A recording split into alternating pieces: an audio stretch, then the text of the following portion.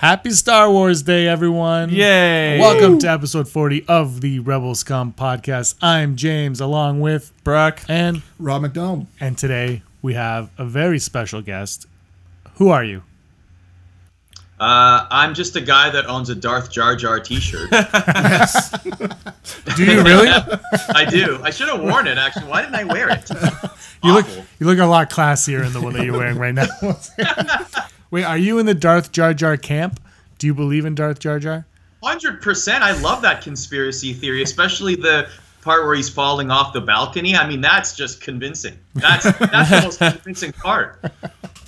So our guest today is Arda Ocal. Arda, where are you right now? I am in White. Oh, go ahead. I'm in White Plains, New York, which is a suburb of New York City. It's about, if I were to compare it to Toronto, it's probably the Burlington, I guess. Oh, okay. Cool. Oh, nice. And you're doing a lot with. Yeah. Or what are you doing nowadays? I haven't seen you in forever. Yeah.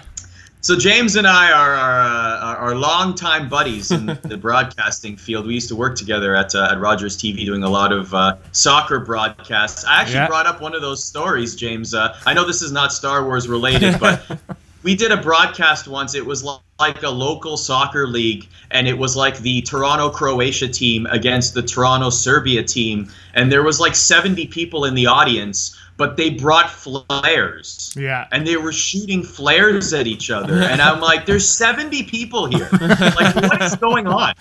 You can't get more hardcore than local soccer fans. Those crazy Eastern Europeans. Yeah. The Croatian-Serbian community is huge. Oh, man. Like, less than 100 people, and they're shooting flares at each other. It's like, oh, man. Me and Ben Ennis, who works at Sportsnet right now, called that game, and we're like, what is going on here? Anyway, that stuff anymore. Yeah, I know. These days, I live in, like I said, in White Plains, just outside of New York City. I finished up with WWE, and now I'm doing stuff with MSG Network. So I work on a hockey program called the MSG Hockey Show. It's basically the lighter side of hockey. Like, we don't talk about the X's and O's. We do more fun conversations. We debate stuff, but then we also laugh at the hilarity that is certain hockey plays. And so that's what we do. You're having a good time in the playoffs right now. Nice. Yeah, no kidding. No kidding. All right, so let's get right into Star Wars Woo. topics of discussion. Have you seen the last Jedi trailer, Arda? Yes, I have. Was that a dumb question? Obviously you have. I was like, yes, I guess I should do some research for this show. I would love it if you said no. How many? The views would just stop right there. What? Yeah. Who is this guy? Why is he on this podcast? What? Yeah, I did, and I'm excited for it.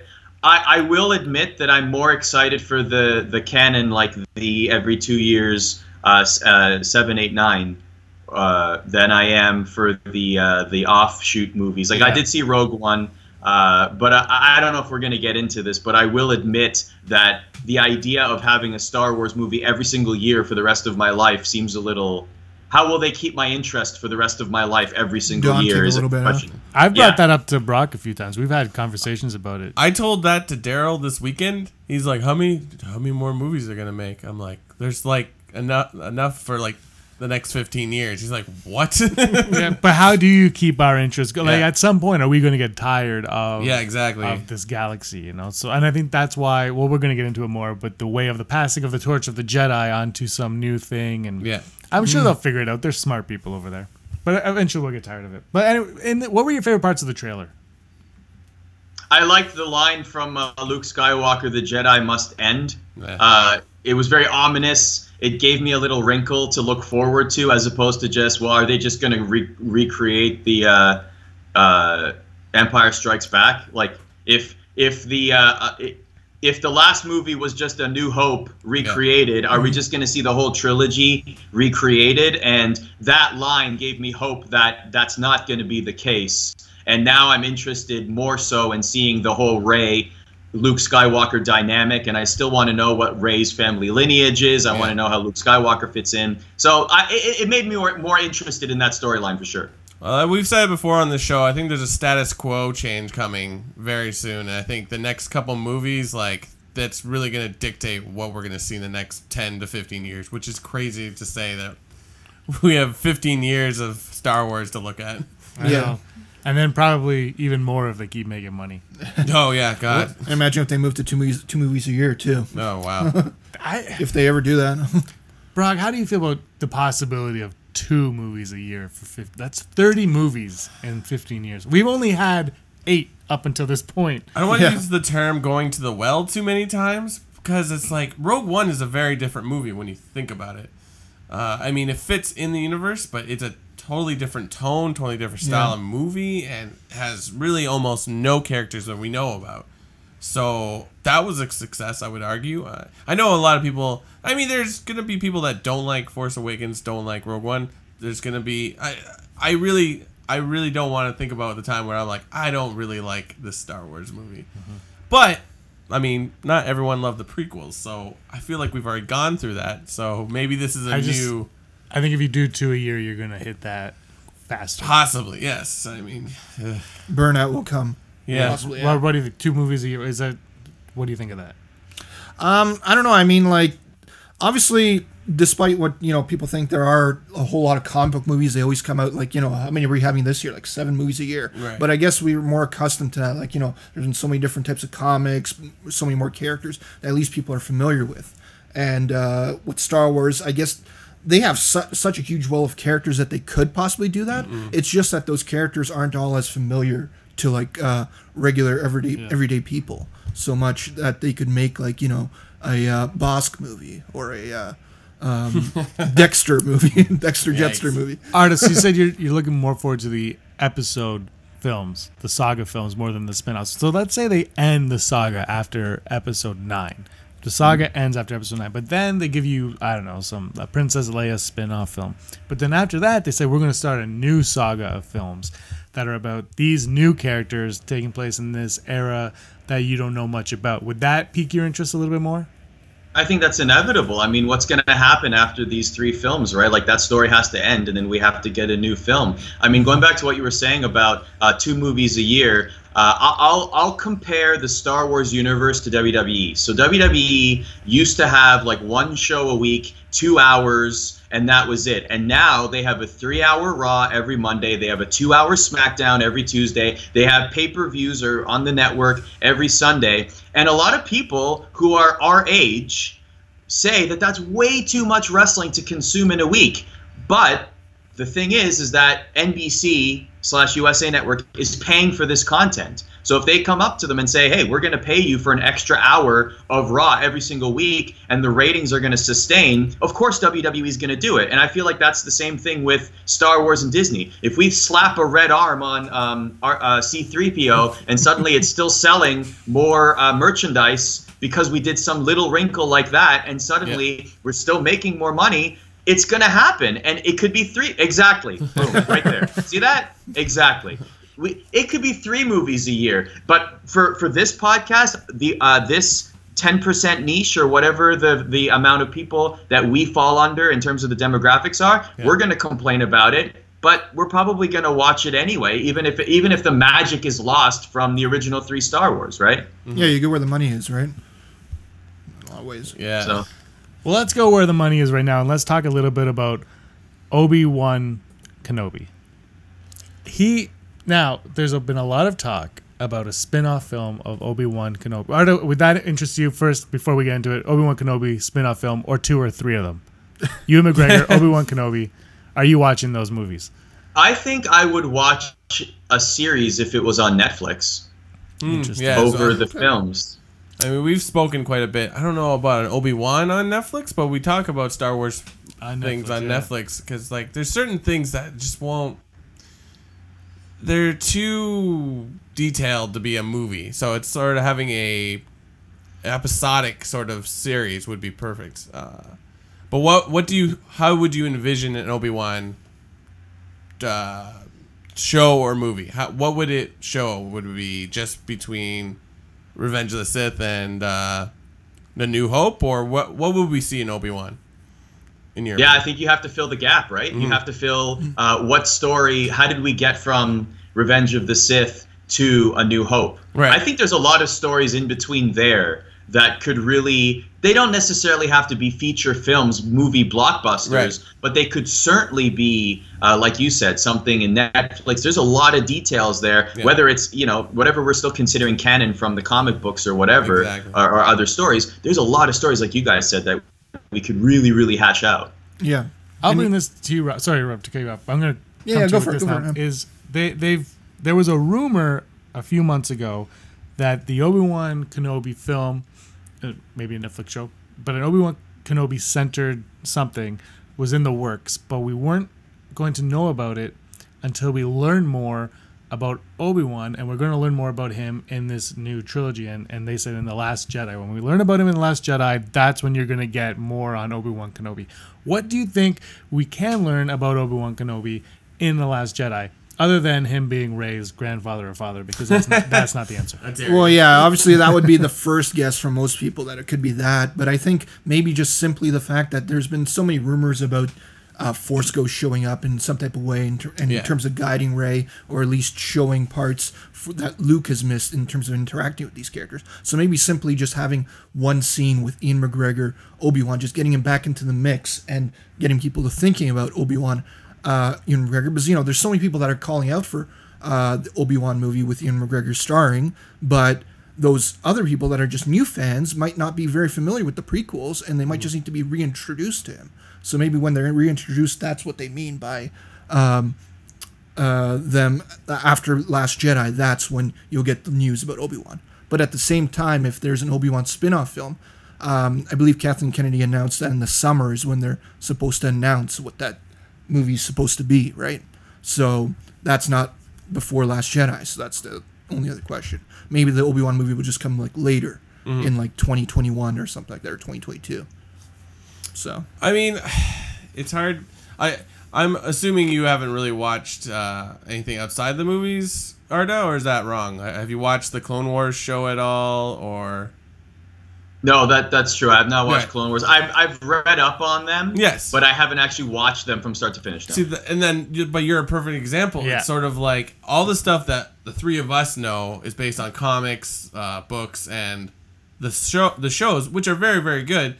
And they could translate to the screen, but like to you, who's only watched the movies, you just know him as the prequel Obi-Wan and the Obi-Wan, Alec Guinness Obi-Wan. So it's sort of like he's not a very fleshed out character. Kind of? I don't know. Would you agree with that? Like, how do you feel about the Obi-Wan character as someone who just watches the films? I like the idea that we're going to get to learn more about him in the next movie, because I think for the casual fan, we need more of a base. We understand that he's an important character, but we don't understand why he would get his own film. Yeah, like I think remember there were those rumors, I think, or a Han Solo film is coming, right? Like the next one in the non-story lineage is going to be a Han Solo film. Yeah. Well, doesn't that play perfectly to what happened in the last film? Because we saw a lot of Han Solo, and then people felt so invested in Han Solo, and then spoiler alert, Han Solo dies, and so now we're like, wow, I want to learn more about this character because I was so invested in it, and it just makes perfect sense. Like it's a very calculated, smart marketing move. Interesting.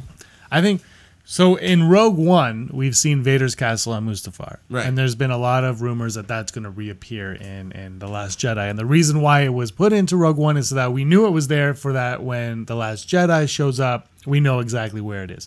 Now, one thing, Arda, that we've been learning through the books and all that is that in the 30 years between Return of the Jedi and The Force Awakens, that Luke has been searching for artifacts, for Jedi artifacts and relics. Now, there's a possibility that Luke, everyone speculates that Kylo's lair and Snoke's lair is going to be in Mustafar in the castle, but there's that possibility that Luke got there first. That Luke found Mustafar, got to Mustafar, went inside Mustafar, and what would he see in there? He would see a bunch of Vader's possessions, one of which could very well be Obi-Wan Kenobi's lightsaber.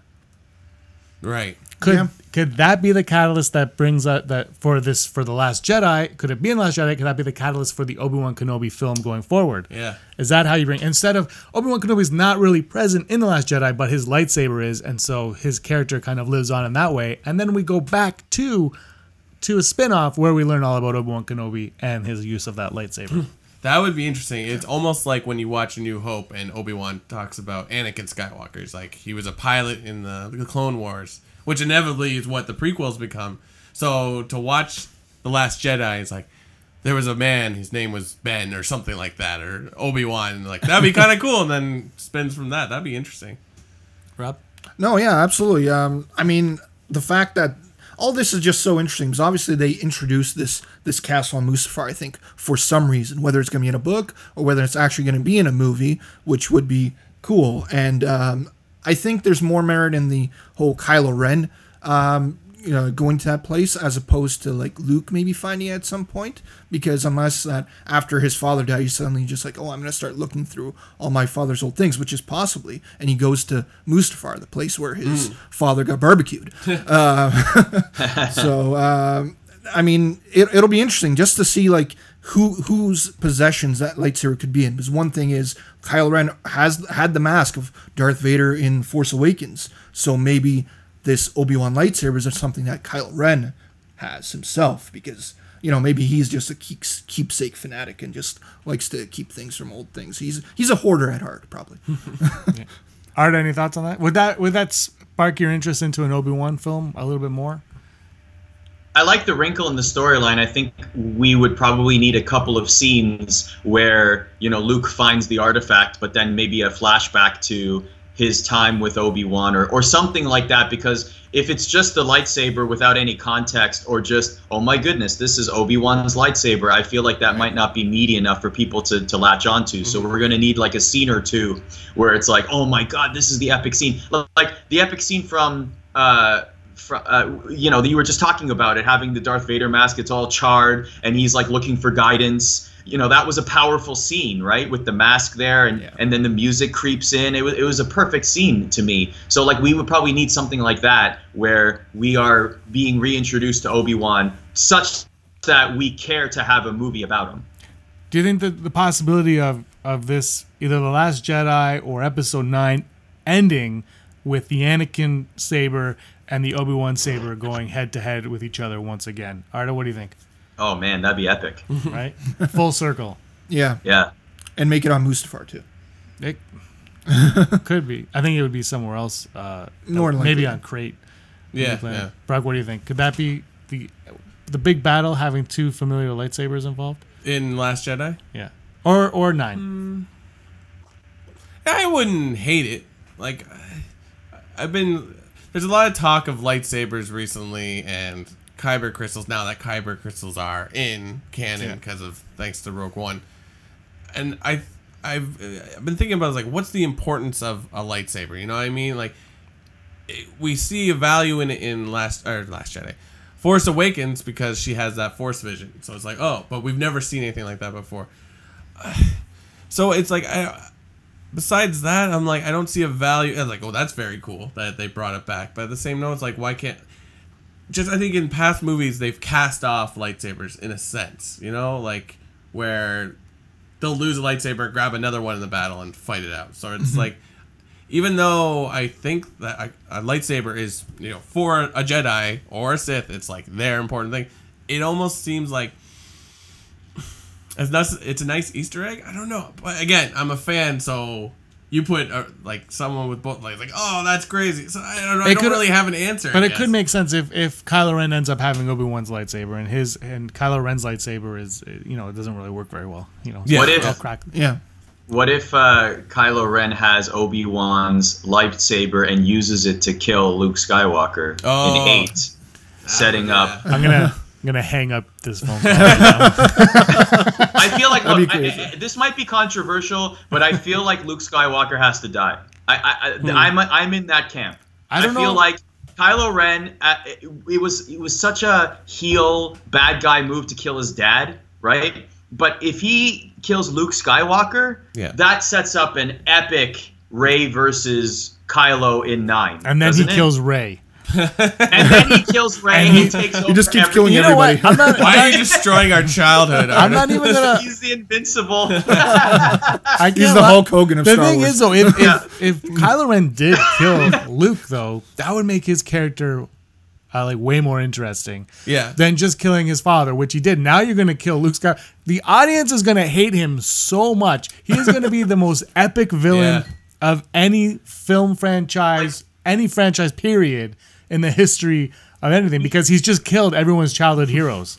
Adam Driver Yeah, I was just gonna say that. Yes. Adam Driver is gonna be hated in every single role he does. You won't be able to go to the no thanks. You're a jerk, Adam Driver. But what if he killed Luke or even Han because he had to for the greater good? Right.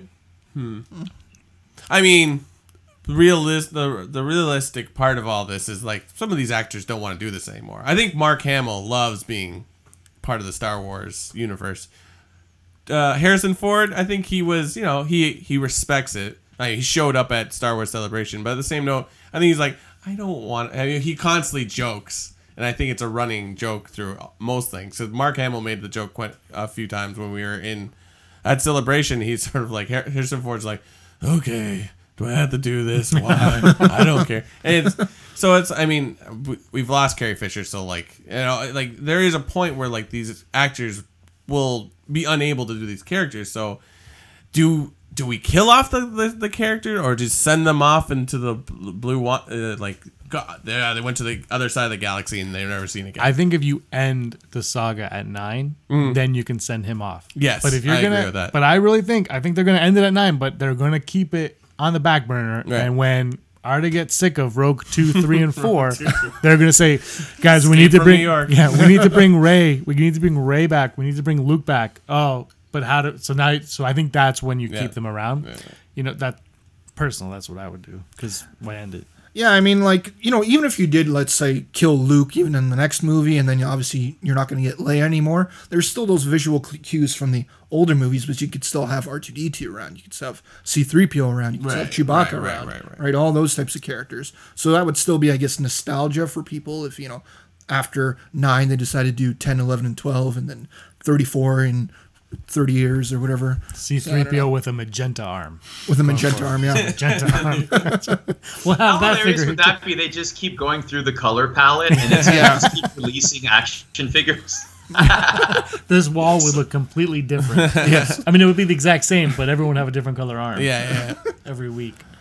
All right, let's move on to Luke and Rey. Because in the trailer we get, and Rob, you said this before we went to air, that your favorite part of the trailer was the training montage the training shot, which we're assuming is part of a montage, of Luke and Rey on that cliff with the statue with Yoda on it. Not Yoda. I just said that for you. You know what?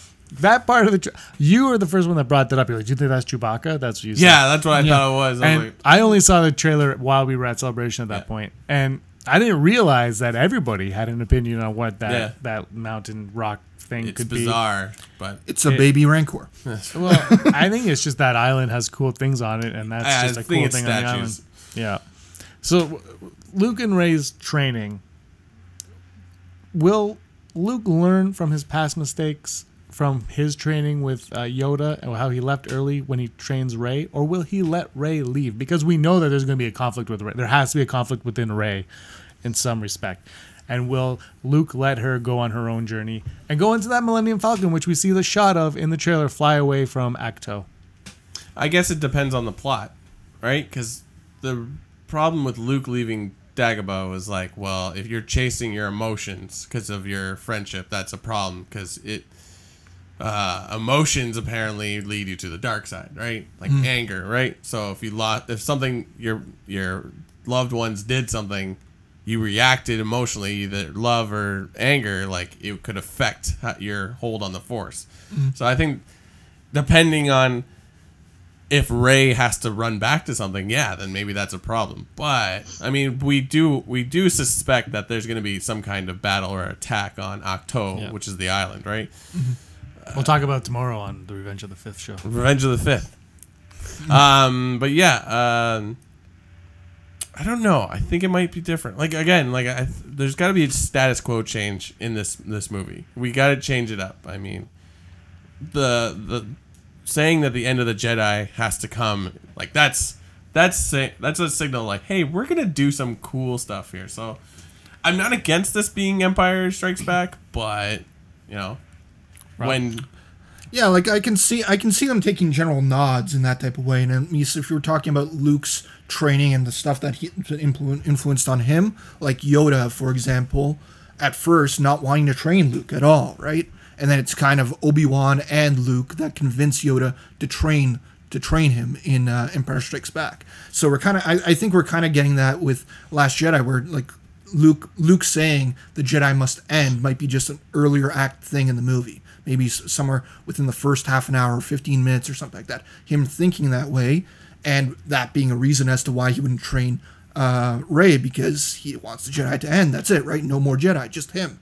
That's it.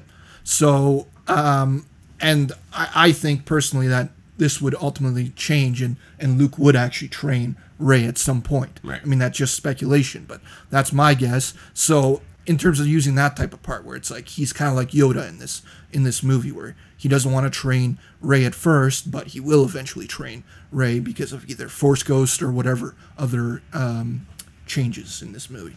Arda, after Luke trains Rey to become a Jedi or Force wielding something, is Kylo Ren going to show up on Acto and kill him? Yes. In the first half hour, the first half hour of the film.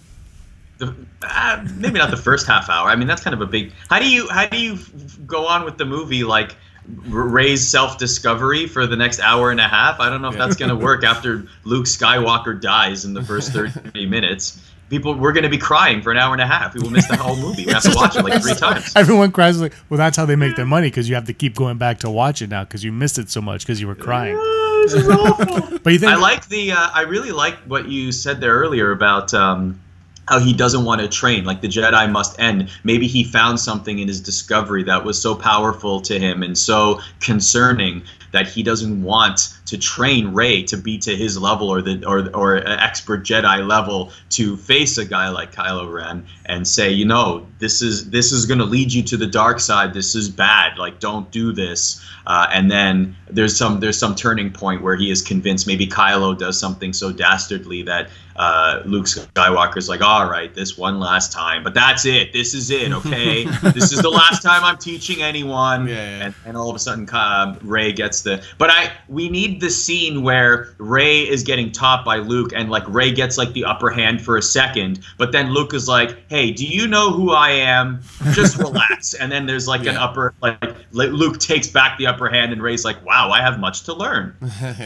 There's been a lot of rumors that Luke won't have a lightsaber in this film. There's been a lot that he will have a lightsaber in this film. Arda, where do you stand? Do you want to see Luke with that lightsaber again? Or do you want him to be more like the Emperor and just like, hey, I'm going to control things with my mind and my hands? Rumors are hilarious. Yeah. So sources say Luke Skywalker won't have a lightsaber. Other sources say Luke Skywalker will have a lightsaber. A lightsaber. So like, it's like 100% chance that either of those things are going to happen. Yeah, exactly. You know what I mean? It's just like so funny. I would be under I don't know. How is he training Rey without a lightsaber? What is he doing? Is he just using his mind?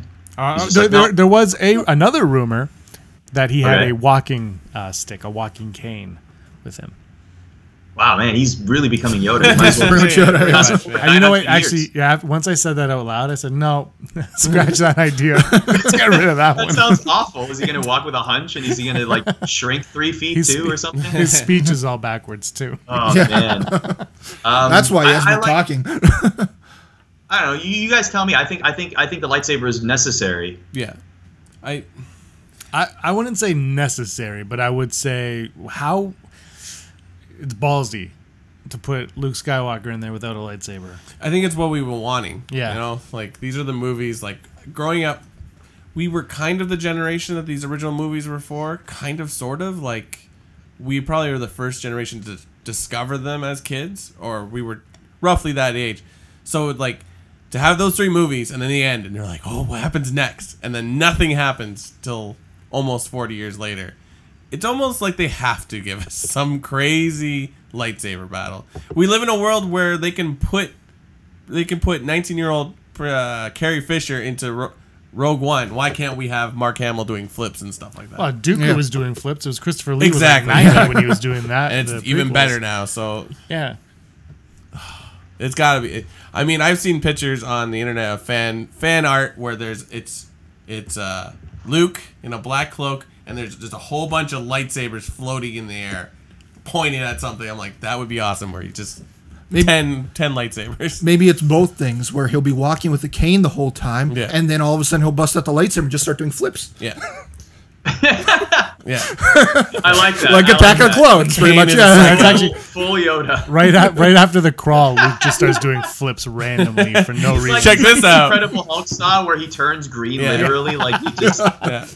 This is. I love it. Do you think, Arda? What do you believe Yoda's going to be coming? We talked about Obi-Wan, but is Yoda going to be making a comeback? We've heard his voice in The Force Awakens. His voice is in the trailer for The Last Jedi. Is he going to make an appearance in The Last Jedi? What if he's the voice of reason? What if Luke Skywalker says, "No, I'm not going to train you," and then one of the next scenes is Yoda in a flashback where some sort of ghost comes back to Luke and says, "Hey, train her, you must." What if it was Obi-Wan and it looks like she's too old, and Obi-Wan goes, "What? So are you, if you remember." Yeah, see, actually, that's a perfect scene to have Obi-Wan there. I mean, exactly. If you're going to continue with the Obi-Wan, if Yoda's not going to get a spin-off entirely for his own, and it's going to be Obi-Wan they're focusing on, then I would put Yoda to the side. I'd make Yoda a part of the scene, but I'd put the focus on Obi-Wan to say, no, you need to train Rey, because Rey is our only chance at salvation or at peace. So, and then that way people are like, oh, Obi-Wan, who was this guy? And then there's the movie. Yeah. I think Disney's really using the prequels as, because a lot of people don't. There's a lot of people that do like them and a lot of people that do not like the prequels. And I really feel like Disney is taking the Jedi mold of the prequels. And now they're saying, you have to go gray. The prequels is the reason why the Jedi don't work. Look at how their order, their council and all that. Look at that. That was wrong. That made Anakin turn to the dark side. That's why Sheev was able to become the Emperor, and that's why now we have to go gray. And they're not gonna come forward and say that outright, but that's what's gonna be in the background the whole time as it's all going on. That's true, yeah. Like, if we're talking about taking cues from the prequels, we started Disney bought Lucasfilm. Then they started developing these movies. Then Force Awakens comes up. Pretty much nothing for prequels. Then slowly over the next year, we got to Rogue One, and it showed, hey, Mustafar's in here. We didn't name it, but Mustafar's in here. There's Coruscant's in there. We didn't name it. And now, coming back to Celebration that just happened, there seemed to be a lot more prequels love altogether at Celebration. So I do think that it is being brought in, and before you know it, there will be several elements from the prequels that will be in these new movies. Yeah, I think if you blend the prequels with... And, you can make the prequels more lovable to everybody is if you just say, this is a movie that takes place in the prequel era, but we're going to do it with more practical effects. Yeah. Mm-hmm. And all of a sudden... Guys. Yeah? I have a storyline wrinkle to add here. Oh, perfect. As Luke Skywalker is training Rey, it's revealed that Kylo Ren was trained by none other than Jar Jar Binks. That's how we get to Darth Jar Jar. And it's going to be a tag team match in number 8, leading to the singles match in 9. We just booked the whole series, guys. I think people that watch this are going to be very disappointed. We just lost 200 subscribers. I think everyone's going to be crying, though, when they go. You put this on pay-per-view, too. But look. Kylo Ren kills Luke Skywalker, but Rey kills Jar Jar. Oh. Yeah. Boom. The epic confrontation. That's Star Wars Mania, brother. Yeah. Woo! So the next Star Wars Celebration will be a riot. That's it. I'd be down for that. There's got to be something new. There really does. They're on a planet with a lot of water, so go get swim. So does Rey win the Jedi Royal Rumble? Is that what happens? That's right. Right. Okay, all right. And Rey becomes the #1 contender to face Kylo Ren for the Galactic Championship. That's right. Yes. Yeah. We've made a mockery. I apologize. I take full ownership of this mockery of Star Wars. I apologize. We've got 6 months till this movie comes out, so we gotta have something to talk about. Actually, I think it's closer to 7 months. 7 months? Yeah, but we have a title, a teaser poster, and a teaser trailer. Yeah. It's a lot of fun. Luke and Rey. I think it's going to be a small portion they're going to leave, but maybe they'll even their training doesn't end on Acto when they leave, but it continues wherever they go. Right. And we all he's like, okay, I'll train you, but not to be a Jedi, because a Jedi, it's not right. You can't be a Jedi, but I will train you in how to use the Force and for whatever reason. I don't know why you would if you're not Jedi or Sith. But anyway, so he's like, I will train you to use the Force. Blah blah blah blah. Oh my God, the Knights of Ren are here. Let's fight. They fight. Get on the Falcon. Hope that's a battle too. We got to go in the Millennium Falcon. They go in the Falcon. They fly over to Brugnik, and then he's like, okay, I'm gonna train you. So they have a meet and greet with everybody. Like, hey, how you doing? Not bad. Very good. Then they go and he's like, okay, it's nighttime. Let's go do this training. Lift that rock. And she's like, yeah. Also, I think she's going to be more powerful than any other Jedi that's ever trained in the history of the Jedi that's ever trained. Because I think she is the very first Jedi. Oh, in The Last Jedi? Luke is the last Jedi, and she's a reincarnation of the very first Jedi. Wow, good one. What do you think of that? Yeah. Yeah. It would be a disappointment if she was like just mediocre, wouldn't it? Like Luke's training her. Like one of the scenes is like, no, it's like this. You got to do. Why can't you get it through your head? This is how you do it. And she's just like, I can't figure this out. It's like one of those characters that's like shown at first to be so powerful and so good at something, and then just depower her completely in the next movies, and that's it. Yeah. Somehow she becomes worse when she becomes a Jedi or whatever. Got nerfed. Yeah. Brock, do you think she's going to use Anakin's lightsaber through the... We talked about this a bit last week. Do you think she's going to use that lightsaber the entire film, or is she going to get something new? Everyone's going towards a double-bladed. We're seeing a lot of pictures with her holding a blue lightsaber. So there is... But we saw a lot with Finn, too, though. And Finn. So it could be a huge misdirect. I feel like that should be a big part of Jedi's training, creating their own lightsaber.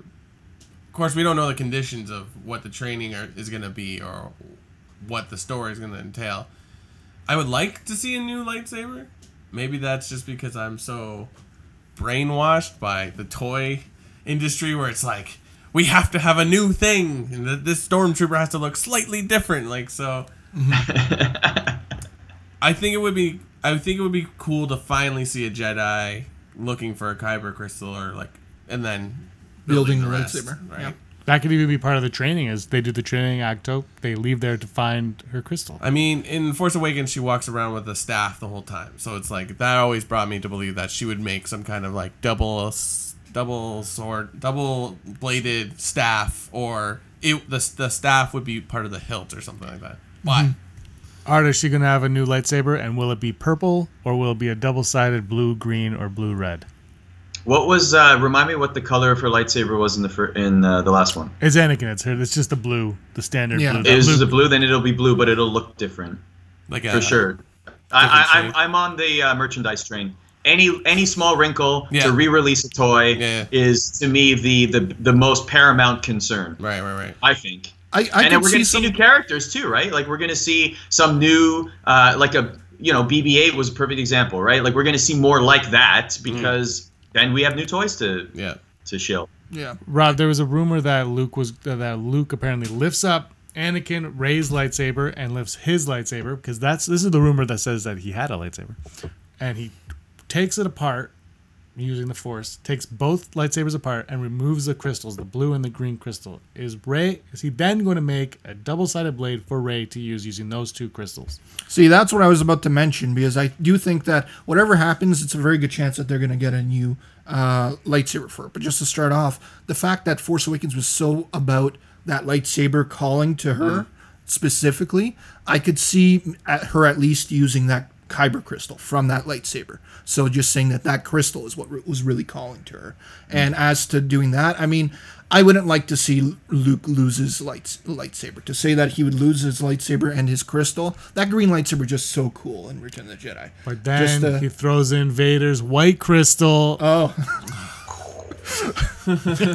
Yeah. Oh my god. She gets all the crystals. She has like a 6-bladed lightsaber. That's he would have. But there's that rumor now that he has that kyber crystal around his neck, which could be much ado about nothing, or maybe that is somehow she's going to get Jyn Erso's kyber crystal too and put that in. No, Luke has a red kyber crystal around his neck. Yeah. But well, maybe it's not even a kyber crystal. Maybe it's just this is Aunt Beru. Oh, too soon. It's been 40 years. Too soon. Never too soon. All right, guys. You guys want to move on to the part of the show that Brock likes the best? Yeah. It's Never Tell Me the Odds. Oh. And this week's odds, Brock thought it was Sminkin' with Smink. Sminkin' with Smink. Today's odds are brought to you in part by the light side. Light side. Darkness is not welcome. No. Arda right now is thinking, what did I get myself into? I love it. Great. All right, the first odds. I'll go with to Brock on the first one. Yeah. Brock, the odds of Leia dying in The Last Jedi. Can I just, before you answer, I just want to say, think of it like without Carrie Fisher's passing, would that have been the plan, is what I'm thinking. Wow. So you can do both answers, but I'm just saying, think of it. My answer is going to be low. I'm going to say 20%. Because there's a chance that they did change it up, but we do know that she was supposed to be in episode 9. So I still think even if they do rewrite it, I don't think they're going to kill her off. I think they're just going to be like, well, I'm over here now. Yeah. I'll be in Tatooine where I get no Wi-Fi reception. Rob? Yeah, I think it's in really low chances too. I'd probably go even 1% or something like that they actually kill her off. I think if anything, if they were to kill her off, let's say even in 9, it would be more like Spock's old Spock's type of death in the latest Star Trek movie, where they just found out she passed away or something like that through a headline or something like that. Right. Okay. Yeah, that's the only way I see them possibly killing it, but I do not see it being in Last Jedi. If they do kill her, it will be in episode 9, if anything. Arda? I agree, 1%. I feel like it would be in poor taste if they suddenly changed the script to have her die. If it was already in the script in episode 9, I still say it's a very low percentage that they actually follow through with it, given the real-life circumstance. I'm going full Brock. Oh, 50-50. 50-50 full Brock. I don't think they will, but there's a part of me that there was another rumor that she gets injured in the film. Okay. And if there's an easy way, an easy out, maybe that's it. And then maybe you even rewrite Luke Skywalker coming to her on her deathbed, and that's their moment, because you don't need her there.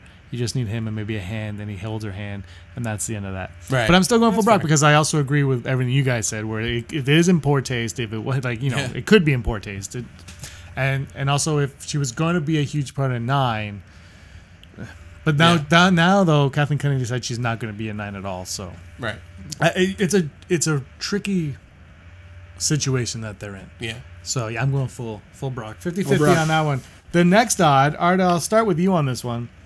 And we kind of already talked about this, but the odds of Luke never using a lightsaber in The Last Jedi, Episode 8, The Last Jedi. Will he ever use a lightsaber, yes or no? I feel like there is a 86.5% chance he will be using a lightsaber. I feel like it's necessary. I feel like the training scene will be more visually stunning if it's used, and also strictly from the merchandising standpoint, I feel like a slight alteration to Luke Skywalker's lightsaber will sell millions of action figures. So he's going to be using Vader's white lightsaber. And it's gonna yeah. I'm going to go 25% that he will never use it. There's a chance there's a chance that he will not use the lightsaber in this film, but 75% that he will use it, because we all want it. And and just being at Star Wars Celebration a couple weeks ago, and Rian Johnson's enthusiasm for Star Wars. He came out from 11 p.m. to 3 a.m. and hung out with the fans that stayed in line overnight. Yeah. Not us, we weren't there overnight. But then when he came out and his announcement he's like, and then when he was like, "Is there a trailer?" And then he was like, "Of course!" Like, he just was crazy, and he loved everything about it. And I think he would know that he's like, the minute Luke turns this on, they're gonna go ballistic. Yeah, let's do it. It might not be until the last 3 frames of the film, but it's coming on. Yeah, that's what I think. Rob? Yeah, I think it's really high on this one. Like 90% probably that he will probably use a lightsaber in this one. Like maybe 10%. Maybe they would save something like that. Imagine how crazy it would be if it closed with him just turning on the lightsaber or something like that. It was like a big cliffhanger type of ending or something like that. Oh, no, don't do that. Yeah. He'll be dead by that point, right, Arda? Yes, that's right. First 30 minutes. The first 3 minutes. That's right. He'll say 10 lines. The opening crawl is Luke Skywalker has died. We don't even see it. Yeah, that's right. It. Doesn't get to talk. In a galaxy far, far away, his body was found. Kylo Ren showed behind him and just got him. Brock? Not even with a lightsaber, with a dagger. A2 Brute? Yeah. I kind of already answered this question earlier, but I'm going to change it and be like, go full Brock, 50-50. Because I feel like there's two possibilities. One, we'll get an awesome Luke Skywalker with lightsaber battles, and he flips, and he does crazy stuff, and he blows up beehives. Or he is ascended to some new enlightenment in the Force that he doesn't need to use. Yeah. He's transcended violence or he's so strong in the Force that he could just move a whole mountain and onto his opponent. Something like that. Or he's either going to be, I think there's a chance that he could be non-violent in this sense. But we'll see. No, that's what I would agree with that, because I think going gray, that's where it all stands, right? If you have a weapon, weapons are only made for one reason, for combat, right? Yeah. That's it. So if there are no weapons, there's no combat, and I think maybe that's where he's going. Let's move to our final odd. Brock, we're going to go to you last on this one. Rob, let's start with you. What are the odds of Brock crying during the Luke, Chewie, and R2 reunion? Well, they all just come together, huh? All right. I'm gonna go like 90% that a tear will roll, but like I'll go full Brock as to whether he'll actually cry, like full on tears. But yeah, a tear rolling, I think we're about 90% likely of that. I'm going full Brock for Brock. I actually don't think he will at all, but I want to say full Brock for Brock. Arda? You know what, Brock? I've only met you by screen, but I'm just going to go 110%. Oh, wow. Yeah. Yeah, you're definitely going to cry, my friend. Jedis don't cry, gentlemen. I think it'll be good. I don't know. R2, I think it won't be when Luke and Chewie meet. I'm sure it'll be like a bear hug or a Wookiee hug. Well, don't forget Han's gone now. But so like Chewie the R2, because I feel like the R2... Oh, that too. The R2 and Luke, because they always had that connection. Like R2 was sort of like Luke's Chewie, right? Yeah. He was his co-pilot. I could see it being like the Chewbacca and Luke meeting again, it kind of being like that hug from Empire Strikes Back when Luke was leaving to. My reaction is going to be like this. Yeah. Yeah. It's happening. But like that big hug that Chewbacca just bends over and just gives him, like just before he leaves in Empire Strikes Back. I could see being something like that. Yeah. Something cute like that. Cool. Yeah. All right, that'd be good. Let's move on to the final part of the show that we call Top 5. It's a creative title. It's Top 5. The way this works is we're going to have a topic and then list our top 5. Yeah. It's very easy. In ascending or descending order? In which one's backwards? I guess ascending. So we're going to start with number 5. Arda, I guess I should tell you what the top 5 are. Oh, man, I had to prepare a list. Oh, man. I'll start with Rob. Okay, today's top 5 are top 5 Jedi, excluding Luke, Anakin, Obi-Wan, and Yoda, because those are very easy, and our list would, we put no thought into the list if we could put those guys in there, because I would show up and be like, Yoda, Luke, Anakin, Obi-Wan, Qui-Gon. Oh, wait, Qui-Gon's not. All right, and Arda, do you want to go first, or do you want to start with Rob? No, I don't. Rob. I definitely don't. Rob, you can say those ones. Rob, number 5. Number 5, I kind of cheat a little bit, but if I have to choose one, then I'll choose one. I just chose Kanan and Ezra together. Oh. But if I only choose one, then I'll choose Ezra there. But they're both. I like them almost equally on that show. Like I love their scenes together. Is Ezra a Jedi?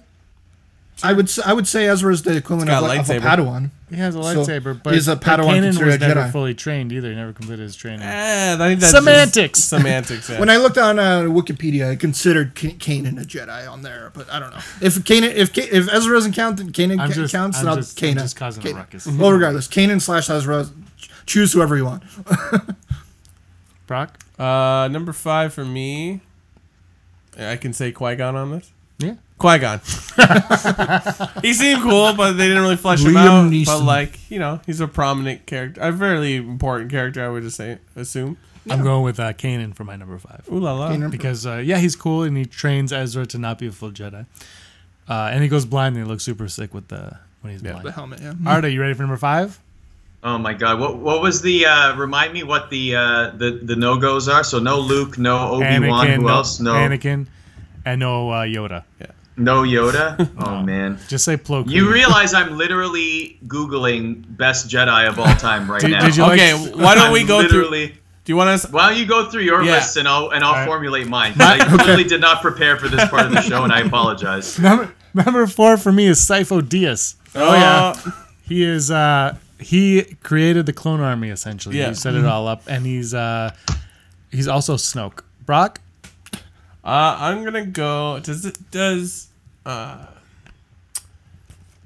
I forget what his name is, so I'm gonna go with Kanan. Because I do like where they've gone with him this season in Rebels with the Bindu and all that jazz, and it's kind of cool. He's a blind Jedi. I don't know.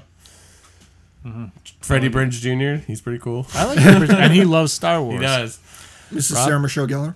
I'll go with. I'm gonna go with Mace Windu, number 4. Oh yeah, number Mace 4. Windu. Yeah, Sam Jackson. That's how memorable. Star Wars. Yeah, Sam Jackson was in Star Wars.